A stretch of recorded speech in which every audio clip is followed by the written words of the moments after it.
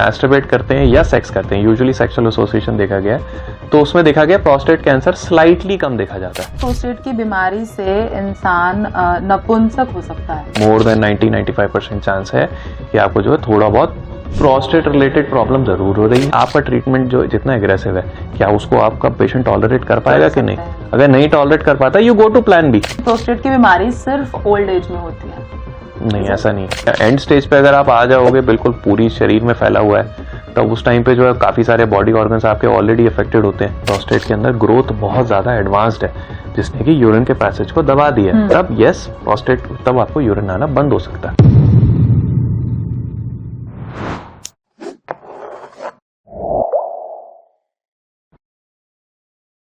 तो ऐसा है कि क्या प्रोस्टेट की बीमारी से इंसान नपुंसक हो सकता है?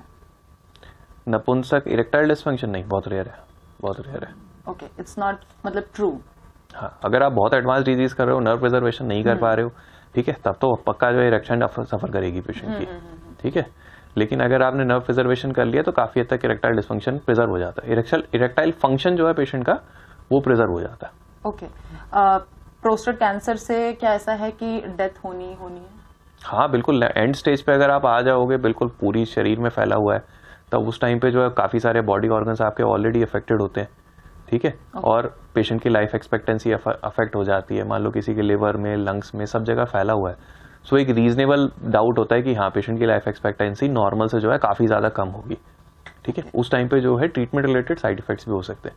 यही तो रीजन होता है जब हम कहते हैं कि 50 की एज के बाद जो है आप स्क्रीनिंग शुरू करो।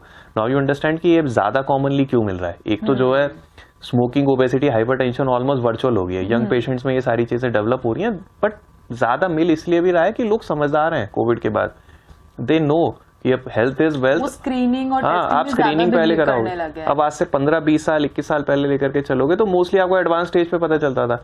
अब लोग अवेयर हैं, जाते ही तब थे डॉक्टर के पास जब उनको बहुत प्रॉब्लम हो जाती थी, या शाइनेस की वजह से जाते ही नहीं थे कभी। ठीक है, अब जो है लोग अवेयर हैं, मोस्टली लोग अपने सेल्फ चेकअप करा लेते हैं। दे अंडरस्टैंड कि सिंपल ब्लड टेस्ट के लिए डॉक्टर की जरूरत नहीं है।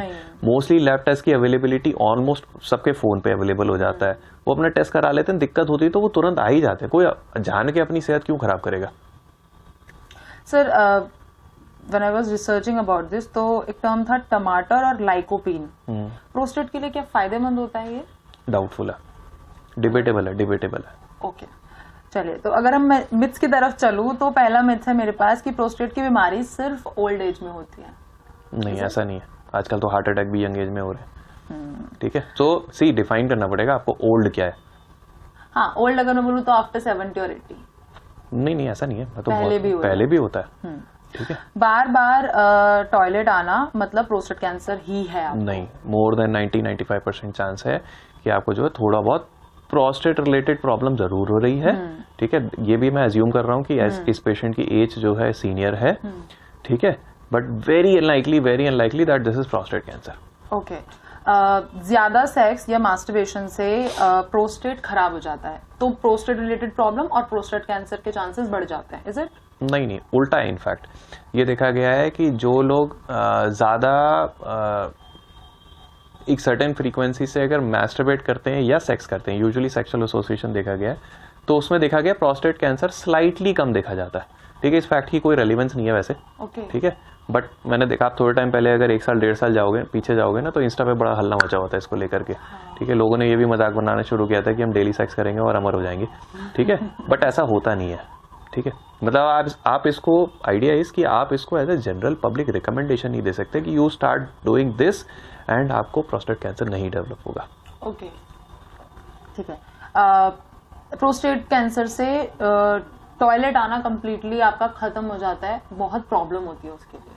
अगर आपका प्रोस्टेट कैंसर, प्रोस्टेट के अंदर ग्रोथ बहुत ज्यादा एडवांस्ड है, जिसने कि यूरिन के पैसेज को दबा दिया है, तब यस, प्रोस्टेट, तब आपको यूरिन आना बंद हो सकता है। तब आपको किसी न किसी कैथेटर के थ्रू यूरिन करना पड़ता है, या मेन आपको प्रोस्टेट कैंसर के इलाज पे फोकस करना होता है, ठीक है, जिससे कि आपका पैसेज के ऊपर से प्रेशर कम हो सके। टमाटर, कद्दू के बीज या सप्लीमेंट्स जो होते हैं वो प्रोस्टेट कैंसर को ठीक कर सकते हैं? सब फर्जीवाड़ा, सब स्कैम है। ओके, डॉक्टर के पास जाए, खुद डॉक्टर ना बने। हाँ, ये बिल्कुल सही बोला। ठीक है। प्रोस्टेट की समस्या होने पर पानी कम पीना चाहिए? क्योंकि अगर नहीं। पानी कम पिएंगे तो यूरिनेशन इतना नहीं जाना पड़ेगा। फिर तो आपको दिक्कत हो जाएगी, जब गाढ़ा यूरिन आएगा तो वो कम भी निकलेगा और जलन करके भी निकलेगा। ओके, ठीक है, सो ये कोपिंग मैकेनिज्म है। पेशेंट को अगर दिक्कत होनी शुरू हुई, so this is a behaviour that patients adopt कि मुझे जल्दी जल्दी जाना पड़ रहा है, मैं कम पानी पीता हूँ, कम बनेगा तो कम जाना पड़ेगा। ठीक है, but that will backfire. Okay. ठीक है, टॉयलेट की समस्या होना एक उम्र का नॉर्मल हिस्सा है, इसके लिए इलाज की जरूरत नहीं होती, इसी वजह से तो प्रोस्टेट कैंसर बहुत एडवांस स्टेज पे पता चलता क्योंकि है। लोगों को लगता है तो नॉर्मल है। यस, सो बीमार पड़ना, किसी भी एज पे कोई भी शारीरिक समस्या होना, this is not normal. This has been normalised in a broad context. ठीक है, but this is not normal. But ऐसा लोग बोलते हैं ना कि जैसे अगर टॉयलेट अगर आपको नहीं आ रहा है तो तुम पानी कम पीते हो, शायद इसलिए ऐसा होता है। लोग इतना वास्ट, इतना बड़ा कोई रीजन सोचते नहीं है कि आपकी कोई प्रॉब्लम प्रोस्टेट तक पहुंच सकती है। सी, अगर आपको पेशाब में कोई परेशानी है ही नहीं, ठीक है, सो ऐसा नहीं है कि आपको प्रोस्टेट कैंसर डेवलप होगा या नहीं होगा। What we are talking about is two different things. एक है कि आपको परेशानी नहीं है, लेकिन 50 के एज के बाद आप स्क्रीनिंग कर रहे हो कि कहीं अगर छोटी मोटी गांठ भी अगर बननी शुरू होगी, you are aware about it beforehand and you can contact your nearest urologist. Okay, दूसरा ये है कि अगर आपको पेशाब की कोई भी परेशानी बन रही है, ठीक है, तो आप पानी का इंटेक अपना बढ़ा दो, लेकिन तब भी परेशानी बन रही है तो एटलीस्ट एक बार डॉक्टर से तो मिलना ही चाहिए। पीएसए टेस्ट की अगर बात करें तो उसको करवाने से कैंसर जल्दी फैलता है? नहीं, पीएसए टेस्ट होता है अगर कैंसर कहीं डेवलप हो रहा है तो तो वो एक मार्कर होता है। ओके। प्रोस्टेट की दवाइयां इवन आफ्टर सर्जरी और ट्रीटमेंट आपको लाइफ लॉन्ग लेनी पड़ती हैं? ये डिपेंड करता है आप कौन सी दवाइयों की बात कर रहे हो। अगर आप बिनाइन प्रोस्टेट वाली बीमारियों की बात कर रहे हो, जैसे नॉर्मल एज के साथ थोड़ा बहुत कुछ पेशेंट्स में प्रोस्टेट बढ़ जाता है साइज में, तो सर्जरी के बाद तो कोई दवा नहीं चाहिए। प्रोस्टेट ही नहीं रहा, दवाई किस चीज की खाओगे। अगर आपका प्रोस्टेट कैंसर की आप बात कर रहे हो और वो प्रोस्टेट कैंसर निकल के आपके लिम्फ नोड्स में या बॉडी के किसी ऑर्गन में गया था, तो आपने टेक्निकली ऑपरेट करके सिर्फ प्रोस्टेट हटाया, बॉडी के सारे पार्ट्स में आप कट नहीं कर सकते हो। तो जो जहां जहां बाकी जगह फैला हुआ है, ठीक है, उसके लिए आपको दवाई लेनी पड़ती है। ओके। लास्ट, प्रोस्टेट कैंसर का मतलब तुरंत ऑपरेशन? नहीं, ऐसा नहीं है, दवाइयों से ठीक हो सकता है डिपेंडिंग ऑन स्टेज। यस, अगर अर्ली स्टेज में डिटेक्ट हुआ तो दवाइयों से भी वो ठीक हो सकता है। You are saying this? नहीं, अर्ली स्टेज पे हुआ तो अकेले दवाइयां भी कुछ नहीं कर पाती, यू नीड रेडिएशन। मैंने आपको वही बताया। अब अगर मान लो वही एग्जांपल लेकर के चलते हैं, अब कोई पेशेंट है जिसकी कि मान लो 80 ईयर्स एज है, ठीक है, इसको जो है इंटरमीडिएट रिस्क एक जगह पर मुझे दिख रहा है, प्रोस्टेट के अंदर ही बीमारी है, ठीक है, लेकिन अब पेशेंट को जो है हार्ट डिजीज भी है, पेशेंट को ग्लोकोमा भी है, 50 कंडीशन ऐसी है। वो उसके बाद जो है बाकी जो स्पेशलिटीज, जैसे हम लोग यहाँ पे फोर्टिस में ऑपरेट करते हैं, तो हमारा प्रोटोकॉल जो है हम 4 डिपार्टमेंट से हमेशा देखते हैं कि आप बताओ कि हमारी सर्जरी का जो अनड्यू रिस्क बाकी जगहों पे तो नहीं आएगा, जैसे heart, lungs, eyes and anaesthesia. इसमें से कोई भी डिपार्टमेंट अगर कह देता है कि जी सर्जरी बहुत हाई रिस्क मतलब कि पेशेंट को जो है एडवर्स आउटकम हो जाएगा आपकी सर्जरी की वजह से, प्रोस्टेट का तो आप इलाज कर लोगे लेकिन बाकी सिस्टम कॉम्प्रोमाइज हो जाएंगे उसके, तो ऐसे सर्जरी का कोई आउटकम, ऐसे सर्जरी का ना कोई बहुत मतलब कारगर आउटकम नहीं मिलेगा। आपने प्रोस्टेट निकाल दिया लेकिन बाकी सिस्टम का बेड़ा गर्क हो गया, फिर क्या फायदा है ऐसी सर्जरी का। तो ऐसे केसेस में और जो है ऑप्शंस होते हैं, ठीक है, रेडिएशन और ये सारी चीजें जो होती हैं, ये ऑप्शंस होते हैं उसको ट्रीट करने के। देखो, एक तो डेवलप ही जो है मोस्टली पेशेंट्स में एडवांस एज में होती है, तो एकदम 20 साल की बॉडी तो आपको मिलेगी नहीं, 20 साल का पेशेंट तो आपको मिल ही नहीं रहा ऑपरेट करने के लिए। There will be some other systems in the body जो कि थोड़ा बहुत कॉम्प्रोमाइज होंगे, ठीक है। You have to match, just like I was discussing earlier. आपको ये देखना है कि आपका ट्रीटमेंट जो जितना एग्रेसिव है, क्या उसको आपका पेशेंट टॉलरेट कर पाएगा कि नहीं।